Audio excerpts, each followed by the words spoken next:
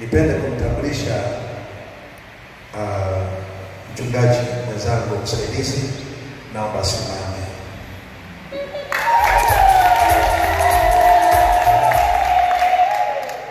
Jina lake atasema jina. Bwana Yesu asifiwe. Kiingereza na wao ndani hawakusimama, kwa hiyo naomba na wao wasimame na wao.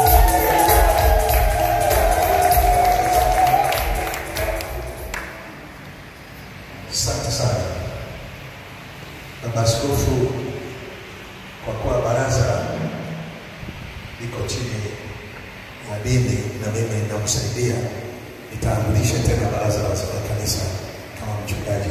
Wazee wa kanisa naomba msimame.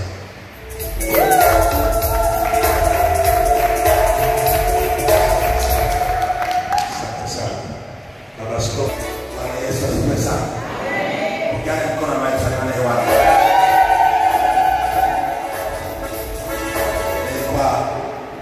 Namshukuru sana kwa ajili ya neema yake aliyosikia leo kwa mahali hapa.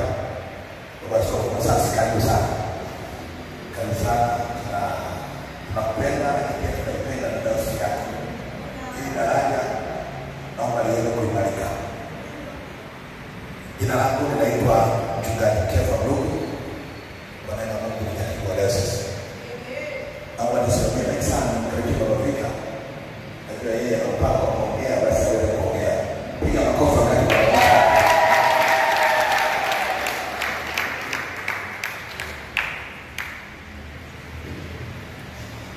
Watu wa Mungu, Bwana Yesu asifiwe. Haleluya. Sikuwa na kuongea mengi, lakini nitaongea mpaka Baba Askofu kuingia. Kwa hiyo tukifika kwa Baba Askofu tutanyamaza. Lakini tupie nafasi hii kumshukuru Mungu sana kwa ajili yenu, kwa mapokezi mazuri ya ubiri wa Baba Askofu, lakini kwa namna ambavyo tukio hili limepamba. Basi Mungu awakumbuke na kuwabariki kwa ukarimu wenu na kwa upendo wenu. Naitwa Mchungaji Karol Joseph Samuel Kitwe. Kwa neema ya Mungu ni mchungaji kiongozi Geita. Kwa neema ya Mungu Baba Askofu ameniomba kumsaidia kwa sehemu huduma za kichungaji katika dayosisi yetu, kwa ushirikiano mzuri sana wa wachungaji wenzangu. Bwana Yesu asifiwe. Amen. Baada ya kusema haya, sasa nachukua nafasi ya Baba Askofu Kigeni kwa ajili ya maelekezo mengine na kukaribisha kwenu. Sasa baba anaweza akaamua kuongea amekaa na mtamlazimisha kusimama. Akiona yeye anataka kusimama atasimama.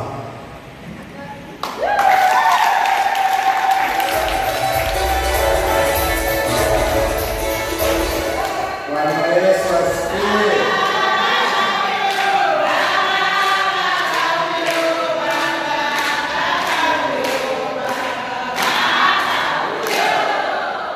Bwana Yesu asifiwe sana. Amen. Niwashukuruni akina mama wamependeza. Mungu awabariki sana. Baba Askofu Masasi, mimi nitumia nafasi hii kukukaribisha sana. Ingawa tumeshazunguka maeneo mengi, lakini nikukukaribisha hapa Kathema.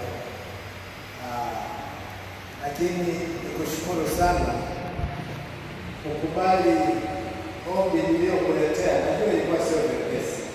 Kwa nafasi zetu sisi maaskofu tunajua ratiba zetu ni ngumu. Nakumbuka hata tukiwa kwenye mizunguko ukiendelea na mawasiliano huko, mara hizi vikae vizuri. Lakini nikushukuru sana kukubali kukatisha safari zako zote na kuja kuongea sisi wana BBA na hasa akina mama ambao nina imani kule kwako uliwafanyia mambo makubwa sana kwa wazee. Lakini nikushukuru kwa sababu tangia asubuhi nimekuja kuchukua eneo ambapo uliweza kupumzika tumezunguka maeneo mengi. Ungeweza kusema Bishop nimechoka, lakini tumevumilia, na ila nina imani nyie mababa ambao uinjilisti umekolea mko vizuri. Hebu tumshangilie huyu baba. Tumezunguka naye sana, na tumezunguka panchi ya Igoma na kwa makanisa mbalimbali yanayojengwa, na tumepata baraka na sala za baba yetu huyu. Kwa hiyo mimi ni kushukuru sana na niendelee kukaribisha akina mama. Nawashukuruni kwa sababu mnaendelea kuiheshimisha dayosisi. Asanteni kwa mapokezi mazuri. Ingawa na imani walioenda yawezekana yasifikia sasa kwa sababu kule, lakini niwashukuruni sana. Nishukuru kwaya mbalimbali ambazo umeweza kuja kuungana nasi kupata maongezi ya mafupi na baba yetu Askofu Masasi. Huyu kauli iliyomtuma mlezi wenu mlienda naye, maana yake dayosisi ya Victoria Nyanza na Masasi sasa hivi ni ndugu na marafiki.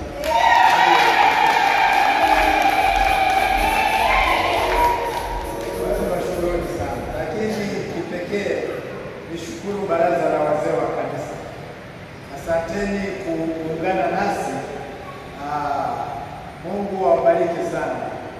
Najua sabini wangu yuko vizuri, kwa hiyo huwa sina shida yoyote. Asanteni sana wazee wa kanisa kufika na kuweza kupokea mgeni wetu Baba Askofu ambaye ameiheshimisha sana dayosisi, kuacha shughuli zake na kukubali kuwa pamoja na sisi. Kweli huyu baba niendelee kumshukuru sana.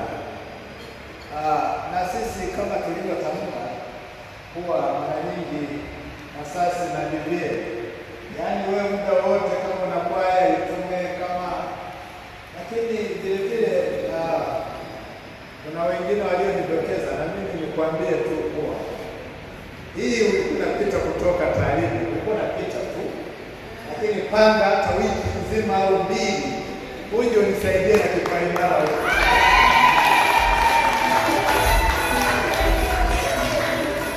Kwa hiyo karibu sana baba. Sisi kwa kweli tunafurahi sana. Ni kabla sijaendelea na kukaribisha, naomba nitambulishe uongozi wa dayosisi. Tunaye katibu, nafikiri naomba sasa usimame. Sitampa muda wa kuongea, nadhani kimpa kuongea sasa ataanza sasa na kuulizia CCM. Leo hapa hamna CCM. Kwa hiyo lakini vile vile tunaye mlezi wetu ambaye nina imani huyu mlezi huyu, nikushukuru hapa Mchungaji Yuda muweza kwenda na kikundi hiki. Kweli Mungu akubariki sana. Na nafikiri wakati tunawasiliana kwenye simu nilikwambia sasa tamka dayosisi ya Masasi na Victoria ni ndugu na marafiki wa karibu. Kwa hiyo asante sana, nilitamka kakendo huko, na ndio maana hata nilipomwomba baba kuweza kusita, kwa sababu anasema kuna ndugu zetu wa dayosisi ya Victoria Nyanza lazima nikutane nao. Lakini niombe tena vile vile mama askofu sasa naye asimame aweze kugonga kwa darasa, naye si mgeni huko haiti.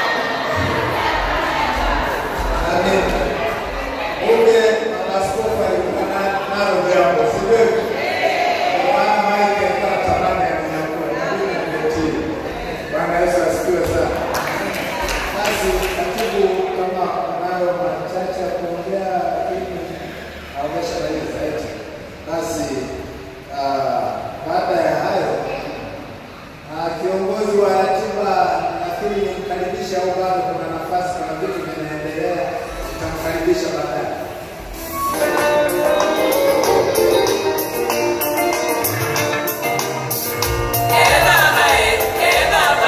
Kwanza tunashukuru, sasa tumepata, hakuna migongano, kazi inaendelea.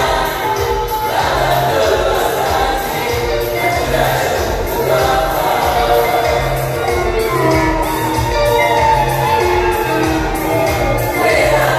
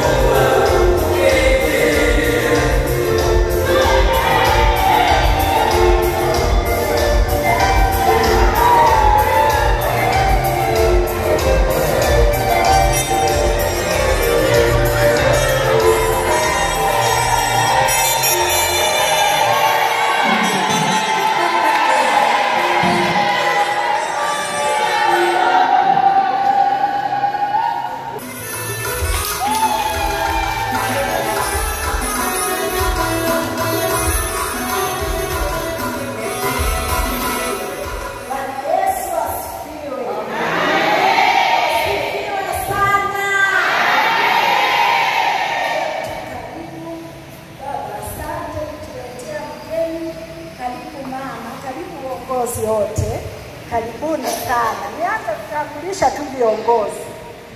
Naanza na mwenyekiti mwenzangu kutoka ibada ya Kiingereza. Mwenyekiti, karibu.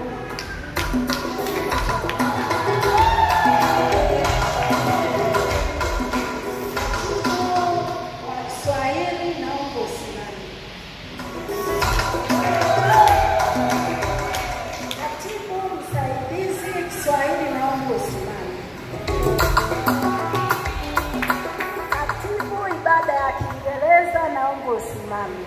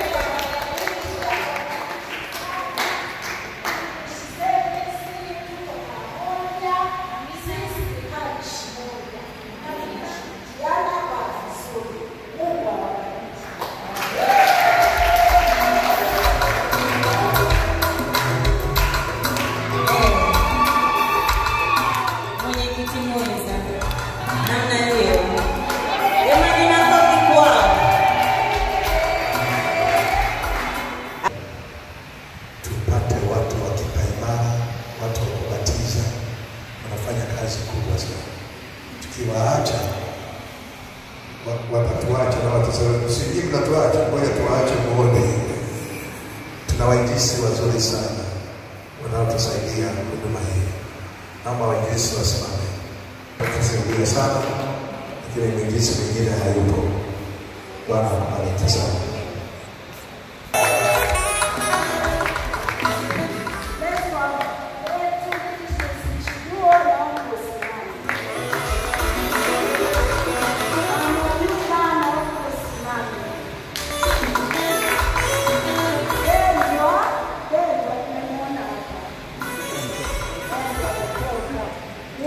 Kuba na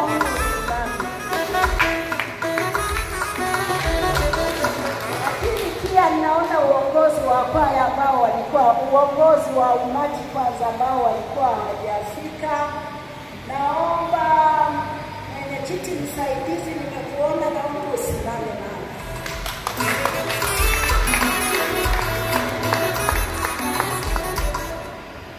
Mwenyekiti msaidizi, msaidizi amefika.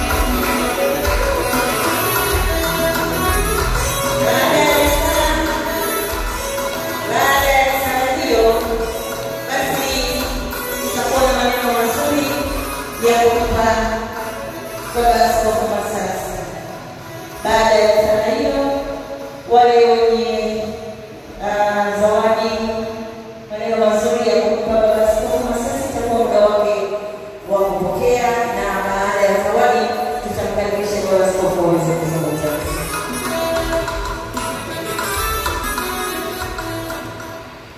Bwana Yesu asifiwe. Karibuni tusikilize risala ya idara ya umaki na kwaya ya umaki parishi kanisa kuu la Mtakatifu Nikolao Dayosisi ya Victoria Nyanza, kwa mgeni rasmi, kwa mgeni Baba Askofu Almasi wa Dayosisi ya Masasi alipotembelea wanawe Jumatatu ya Machi 17, 2025 Mwanza. Mwashamu Baba Askofu Dr. James Barnaba Almasi wa kanisa la Anglican Dayosisi ya Masasi. Mwashamu Baba Askofu Amos Zefania Mtunza wa kanisa la Anglican Dayosisi ya Victoria Nyanza. Vika Jene, katibu dayosisi, mchungaji kiongozi na wachungaji na wahudumu mlioko hapa, wazee wa kanisa, viongozi wa umaki na wanakwaya wa umaki. Bwana wetu Yesu Kristo asifiwe. Amen. Amani ya Mungu iwe na sisi sote. Mpendwa katika Bwana Baba Askofu Almasi Masasi, awali ya yote penda kuchukua fursa hii kumshukuru sana Mwenyezi Mungu mwingi wa rehema na fadhili kwa kukutanisha hapa leo, ambapo umekuja kutuona watoto wako. Tangu Julai 2024 tulipoonana kwenye dayosisi yako, tulipofanya ziara ya urafiki, tunamshukuru Mungu kuonana tena ukiwa umejazwa karama, uzima na afya njema kutoka kwa Muumbaji wetu. Aidha, sisi wote tuliofika Masasi tunamshukuru Mungu kwa neema yake, kwani hakuna aliyepungua hata mmoja. Nitumie nafasi hii kwa kushukuru sana Mwashamu Baba Askofu Almasi kwa kuacha shughuli zako nyingi na kuja kutuona ili utujenge kiroho na kutuimarisha katika safari yetu ya kuurithi uzima wa milele. Mpendwa katika Bwana Baba Askofu Almasi Masasi, viongozi wa idara na kwaya ya umaki tukiongozwa na Mama Askofu Mtunza, Mchungaji Yuda Simba na katibu wa kanisa kwa wakati huu, tulifarijika sana tulipofika Masasi kwa mapokezi na ukarimu mliotutendea. Kwa kweli tulisikia furaha sana, maana mlitupokea kama wana wa mfalme tuliofika kwenye ufalme mwingine rafiki.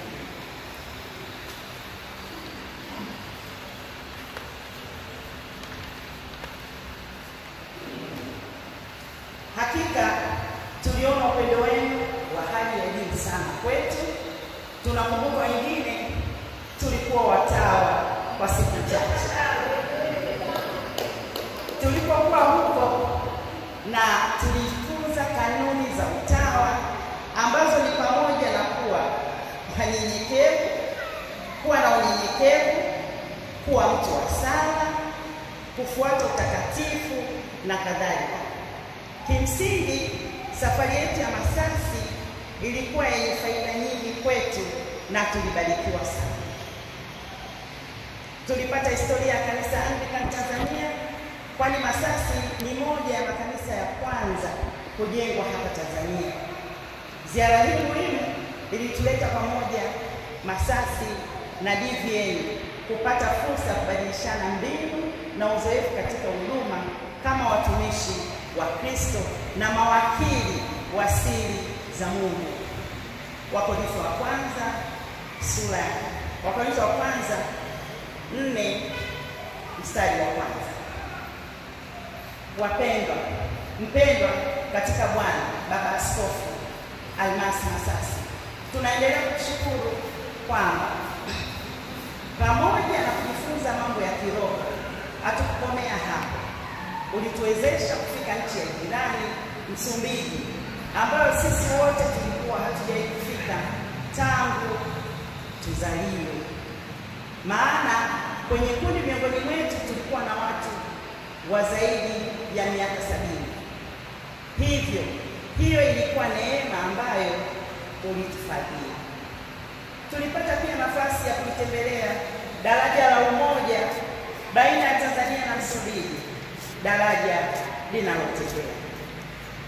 Tulifanya utalii wa kutosha ambao ni faida mojawapo ya kumtumikia Mungu, kwamba utapelekwa na maeneo ya mbali ambayo kwa namna ya mtu binafsi isingekuwa rahisi kufika. Tunamshukuru Mungu kwa kutupa fursa ya kumfahamu na kumwamini Yesu Kristo aliyeshuka kutukomboa wanadamu. Hakika kutokana na ziara yetu Masasi tulishiriki kujenga ufalme wa Mungu hapa duniani. Mpendwa katika Bwana Baba Askofu Almasi Masasi, tunamshukuru baba yetu Askofu Zefania Ntunza na kanisa kuu la Mtakatifu Nikolao kwa kutupa kibali na kutuwezesha kufika Masasi kuinjilisha Injili ya Bwana wetu Yesu Kristo. Ziara yetu hiyo ndio ilikuwa ya kwanza kwa umbali wa kilomita tulizopata kutembelea kupeleka huduma. Tumewahi kwenda ziara ya nchi jirani, lakini hatukupata kutembea kilomita kama tulizotembea kwenda Masasi. Katika ziara ya Masasi tuliongezeka kiimani. Tulifurahia kazi ya utumishi shambani mwa Bwana na tulijifunza mengi ya kiroho. Tulijifunza mengi ya kiroho na kijamii. Maandiko matakatifu yanasema, lolote mfanyalo lifanyeni kwa moyo kama kwa Bwana wala si kwa wanadamu, mkijua ya kuwa mtapokea kwa Bwana ujira na kuwaurithi, kwa maana mnamtumikia Bwana Kristo. Wakolosai 3:23 na 24. Mpendwa katika Bwana Baba Askofu Almasi Masasi, tunapenda sana kuwaona ndugu zetu wapendwa wenzetu katika Bwana kutoka Masasi, iwe kwaya au mchanganyiko fulani ikiwemo kwaya. Wafike hapa kanisani kwetu na Dayosisi ya Victoria Nyanza, ili tuendelee kujenga mwili wa Kristo pamoja na kwa umoja. Tuna imani wakifika hapa watatuletea mengi na sisi watachukua baadhi kurudisha nyumbani na kwa kanisa la Masasi. Tunaleta ombi hili muhimu, tuna imani kuwa litakubalika, kwani baba zetu wa pande zote mbili mko hapa, lakini uongozi mzima wa kanisa uko hapa.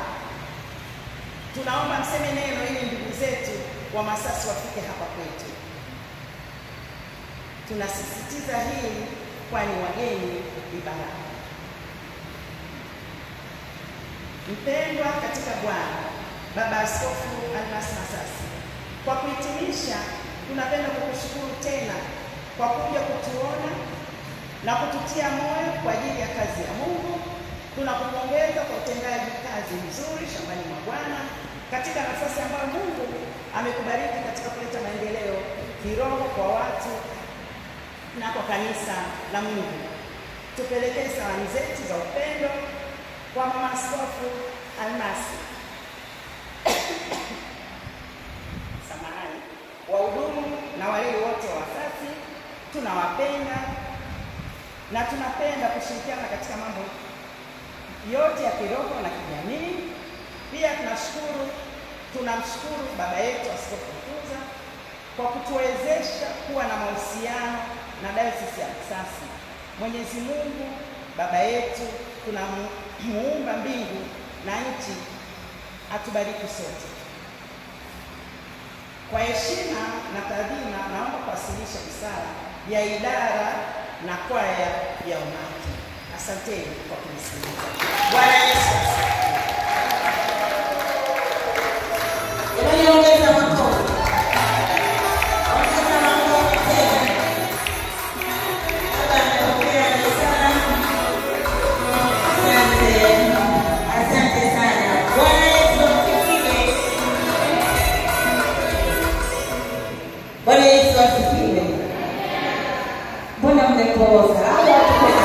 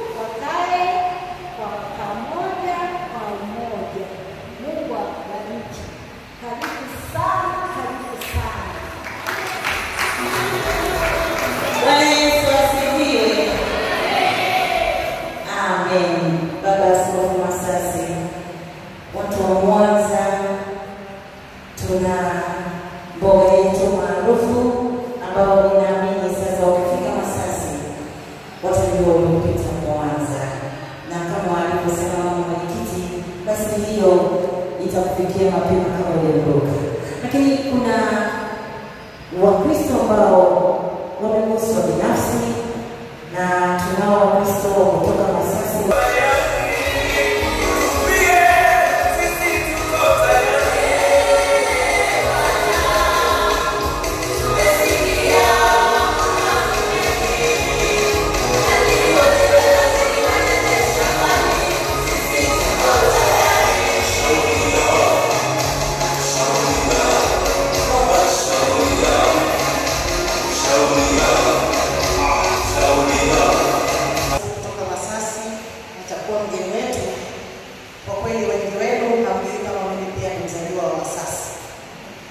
Kutoka Ngara na Masasi.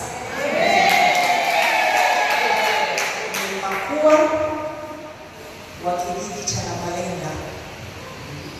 Na leo hii baba askofu, kwa heshima naomba utambue kwamba mwanangu pia ni mchungaji kule Masasi. Mtoto wa kaka yangu kabisa anaitwa Innocent. Mchungaji Innocent. Mchungaji Innocent Soani ni mtoto wa kaka yangu kabisa, tumbo moja na mimi. Tumechangia baba. Karibu sana. Tunakupenda. Hicho kidogo utashona shati na mama kitenge gauni, basi utakumbuka mkuu wenzenu ambaye kwa neema ya Mungu na mimi niliolewa na mtoto wa 7 wa marehemu Askofu John Osamaria wa Diocese ya Victoria Nyanza. Kwa hiyo ni mtoto wa kanisa la Mungu. Asante.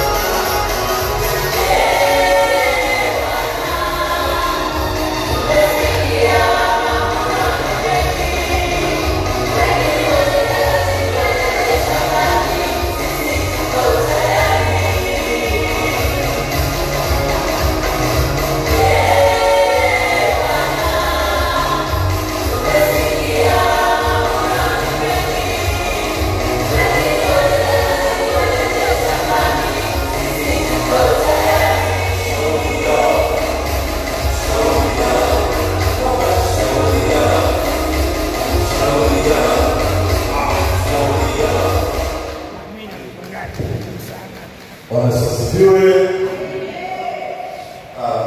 Askofu wetu Diocese ya Victoria Nyanza, mgeni wetu baba askofu Diocese ya Masasi, kwa kweli mbele yako hapa ni baraza la wazee kanisa kuu. Tumefanya sehemu ndogo sana, na kama kanisa letu, kama kanisa kuu, lina deni kubwa sana kwako. Deni hilo ulitukopesha baada ya kuwa umewapokea vizuri sana kina mama. Kina mama walivyofika hapa walikuwa wanatuelezea, sisi wazee tulikosa maneno ya kuwajibu, lakini tuliendelea kutafakari tutafanya nini. Lakini hayo yote ni kwa sababu baba askofu wetu ametuunganisha na wewe. Hivyo kazi ya Mungu inadhihirisha jinsi ambavyo Mungu alivyoagiza upendo. Uliwapokea vizuri sana. Yaani mpaka sasa ukimwamsha mama, walituambia maneno mengi sana. Sasa hivi tutaweza. Kwa tulibaki na maswali, tutaweza. Kwa hiyo kama baraza ambalo niliwatuma hawa, lakini pia kwa mkono wa baba askofu, na baba askofu kiti chake kiko hapa, tunaamini hatomwangusha baba askofu.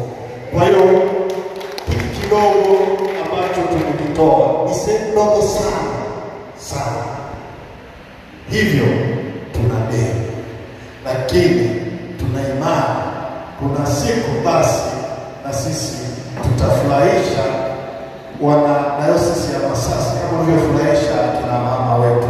Mungu akubariki sana na tunakutakia safari njema. Ndio umesahau kusema hivi, zamu yetu sasa na sisi kuweka wazee. Asante sana. Kiukweli kila mmoja aliyeharusiwa alitamani apange safari kuja kwako.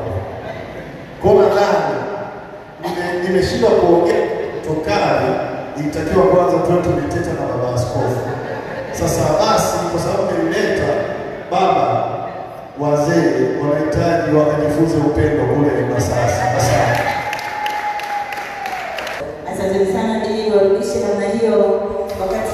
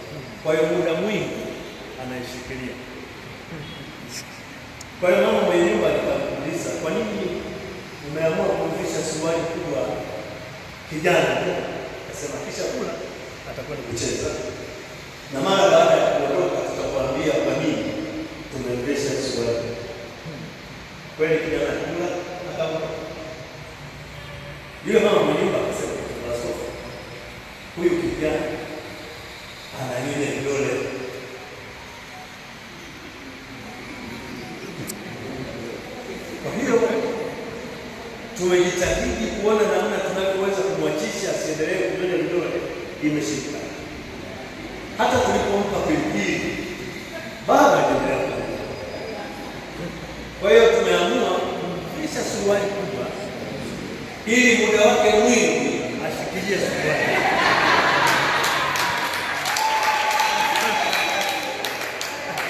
Na kwa njia ya kushikilia suruali ni wazi kwamba vidole vitakuwa salama. Sasa achague kunyonya vidole kijambo uchi ama ashikilie suruali vidole vya salama. Nikajua la kumbe kila jambo ni kusudi. Kukutana kwetu hapa wakati tunatoka Rwanda kulikuwa na kusudi. Lakini pia tulipoitwa na kongamano la wahusu wa Afrika Mashariki kule Kongamano, Kibiti ilikuwa sifa. lakini yeye pia Mungu alikutanisha. Na hii nalisema Askofu, sina maana ya kupaka mafuta, lakini nijifunza kitu kikubwa sana kwa kijana. Kwa nini? Mimi ni mhubiri wa mkutano ya Injili, lakini sijawahi kuhubiri mkutano ya Injili ya uamsho wa Afrika Mashariki kimkoa kwa kanda ile. Wahubiri tulikuwa wamekana wawili na waluteni wazee wawili.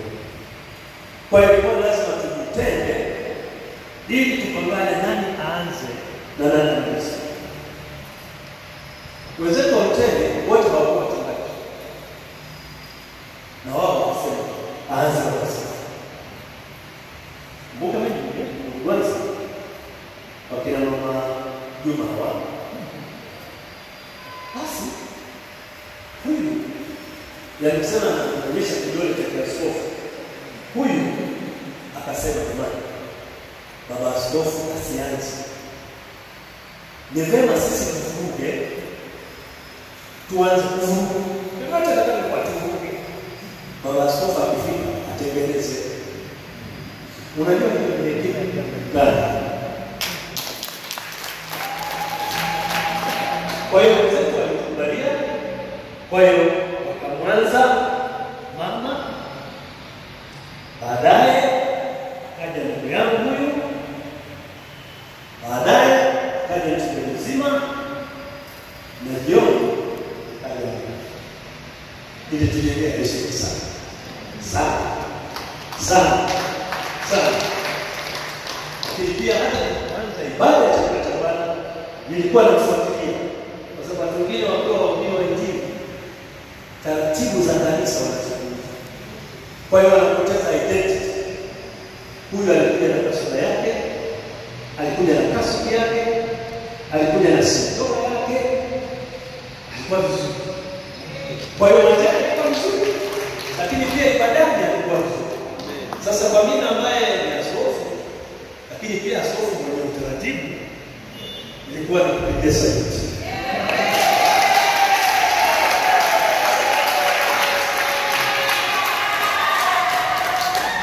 Kwa hiyo kila jambo lina msingi wake chini. Mama askofu tunza pamoja na wale mama hawa, nilijua walisema mengi, nilisikia wamesema mengi. Walikuwa wanapiga simu, huyu mama ajalala chumba suti. Nadhani chumba kile alikuwa anatamani kukoma angelala kule. Sasa namna ya kufariki lazima mpige zifanyia simu kwamba hili chumba hili mbona. Lakini nadhani kila mtu alifanyiwa kulingana na hali. Ashukuriwe Mungu kwamba risala inakiri kwamba wengine walikuwa watawa. Na kwa sababu hiyo imani yangu ni kwamba bado kunao watawa. Ndio kwa sababu kuna third order, kuna second order na first order. First order ni wale ambao wanakaa kwenye comfort. Hawa ni third order ambao wana maisha ya utii na unyenyekevu, usafi tayari wanaongeza. Kwa hiyo hawafanyi makosa kusema ni watawa. Jambo langu la pili katika uzito wake ni kwamba askofu kunia watu kwenda mahali na uongozi wa sisi kubali kwenda. Kama nimeimbia huko hapa, nilikuwa nasikiliza huko kama sio hivi, lakini nyuma yake nilikuwa napeleka ujumbe kwamba viongozi kuisha au sita nini, lakini wazee wa zamani walikuwa wanaosiana hivi huko. Kwa hiyo hivi vyote vinaumba roho. Kwa hiyo tunashukuru sana. Jambo la tatu, baba askofu mama na Mungu mpaka leo. Lakini ilikuwa ni lazima nitibu kupitia wewe. Kwa nini? Wachache wao wanajua kwamba mimi nimezaliwa sina dada, sina kaka wa mwili. Mama ana miaka 89. Kwa hiyo tarehe 2 mwezi huu alipata nerve stroke ambaye ilipelekea kumpeleka ndani hospitali, na kutoka tulipompeleka hajaongea mpaka leo. Kwa hiyo hata kama ninafurahi, natamani furaha hii Mungu aigeuze kuwa uzima kwa mama yangu. Kwa hiyo nilipigia siku nikasema nitakuwa, kwa sababu bado maalumasi na wanaouguzi walisema endelea na kuja. Kwa hiyo kwa wao wako sahihi na wameniambia endelea na kuja, nadhani ndio maana nimefika kwa leo. Jambo langu la 4, Mchungaji Yuda Simba alisimama kanisa kwa kauli yake, akaitamkia waumini wa kanisa na sisi tuko. Lakini ziara ile kwa askofu nimeona wasali kanisa kuu, lakini pia waone uhai wa kanisa. Ndio maana mwenyekiti hapa anasumbuka kusema Mpindimbi, lakini tulidhani kama ni vizuri waende na kanisa kingine ili waweze kutopea uhai wa kanisa la mjini na uhai wa kanisa. Ashukuriwe Mungu kwamba maeneo yote wanaenda. Lakini alichosema Yuda ambacho tulimaliza tulikipokea. Na mwishoni mwa mwezi wa 6 tunasema jambo kama hili ilikuwa ni lazima lipeleke kwenye. Alafu baadaye tunafanya utaratibu wa kusaini covenant na tunaweza kutembea pamoja. Ghafla wanakutana na mtu alafu wanauliza ni mambo gani haya yanayozungumza hivi ikiwa anatembea. Biblia inasema wale watu wakamaka. Kumaka maana yake ni wakakasirika, wakasema wewe ni mgeni pekee katika Israeli, kuyajua yaliyotokea huko. Alafu anaeleza mambo ambayo waliambiwa wamesitisha safari ya matumaini yao. Na yule mtu akaungana nao. Na anapoungana nao Biblia inasema akaanza kuwafundisha kuanzia Musa mpaka yaliyohusu yeye mwenyewe. Jua lilipokuwa linakuchwa, akawa kama anataka kuendelea mbele. Wale wanafunzi wawili wakasema, kaa pamoja nasi kwa kuwa kumekuchwa ni mchana kucha. Wakamsihi, kaa pamoja nasi. Hawakuli na, lakini maneno ya Yesu kufufuka yanawachoma. Ndio maana akamwambia kaa pamoja nasi kwa kuwa kumekuchwa na mchana kucha. Yesu akaenda kwao. Chakula cha Wayahudi hakikuwa wali, hakikuwa samaki, hakikuwa ni mkate. Na tabia ya Myahudi alikaribishwa akumbuke kwamba alikuwa mtumwa. Kwa hiyo kila kuchukua mkate lazima cha kwanza ashukuru. Aliposhukuru akaomba. Anapoomba anataka kuwapa. Biblia inasema wakafunguliwa macho yao, wakamtambua kuwa ni Yesu. Wale waliosema kumekucha pale wakaanza, wakaenda Yerusalemu na kuwakuta mitume kina Petro na kuwaambia amefufuka kweli, naye anatakasa. Sasa katika antifona tunasema walimtambua Bwana Yesu katika kuumega kati. Kwa askofu na kundi lao nilisema siku ile tunataka kusema huenda katika matumaini na safari yetu tunaweza kusimtambua Yesu ni nani, hata kama anazungumza kupitia watumishi wake.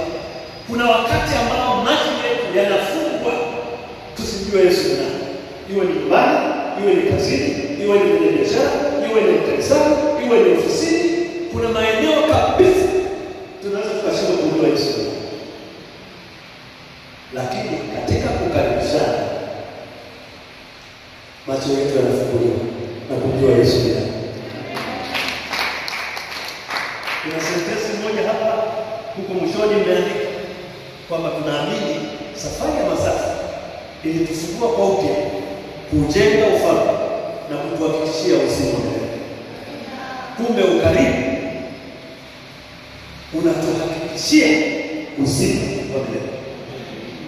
Mungu wa mbinguni aikumbuke sadaka mlioitoa kwa siku zote, lakini kipekee sana baba askofu na mama na uongozi wa kanisa. Watu fulani, lakini yote katika yote kwa sababu ya furaha ya kumjua Yesu. Mwisho tutakiane mema, tutarudi tena Mwanza tarehe 11 mpaka 15.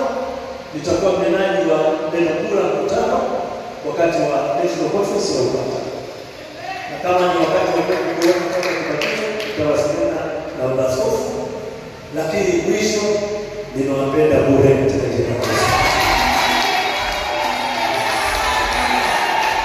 Na vitu hivi sisi majina yanatangulia kabla ya kuzungumza. Huenda katika wale akina mama ambao hawakufika Masasi waliona picha yangu kuna kwenye mtandao au aliambiwa tu. Kwa hiyo wakati nateremka pale na kuja na baba askofu wenu, kuna wengine wasema kwamba hivi ndio huyu ama sio mama miaka 14 bila kuzaliwa. Na kwa hiyo nikitambulisha kwa sasa nina miaka 73. Usiniulize kwa nini sijastaafu. Lakini kwa kweli nina miaka 73 wangu. Kwa nini? Ndio kwenda shule unajua kibiolojia uhai unaanza tangu siku nyingi. Kwa hiyo nilikaa pamoja na mama miaka 14 ya ndoa yao bila mama kupata mimba. Na mama anasema siku moja akamchukua jogoo akaenda naye kanisani akamtoa sadaka. Kumbe muujiza wa ujauzito wake ulikuwa kwenye jogoo.